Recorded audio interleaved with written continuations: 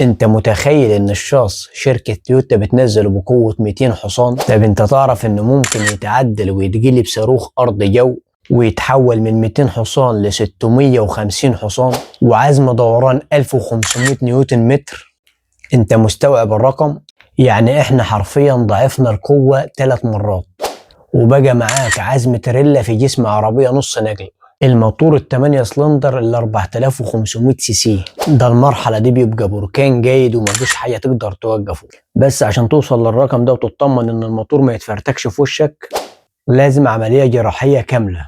بنفتح قلب الموتور ونرمي البستن بتاع بلادها ونركب قطعة رياضية صلبة عشان تستحمل الضغط. التربو العملاق اللي بيركب مع طلمبة ديزل ورشاشات بتنفخ جاز كأنها خراطيم حريق ومبرد هواء ضخم عشان يبرد نار المحرك.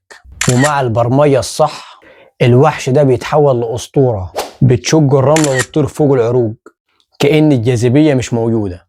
بس خد النصيحة يا عزيزي اللي بفلوس، هي ان ال 650 حصان محتاجة ميزانية تشتري عربية تانية ومحتاجة سواق قلبه ميت وعارف هو سايق ايه. لكن انت لو عايز القوة اللي تكسر الدنيا يبقى هو ده التعديل اللي انت بتدور عليه.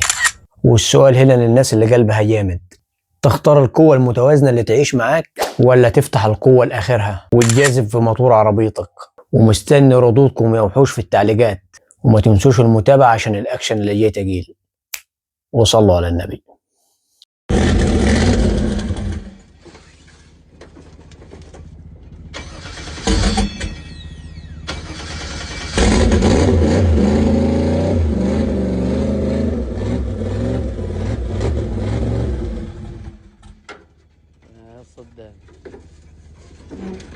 فنان يا فهد.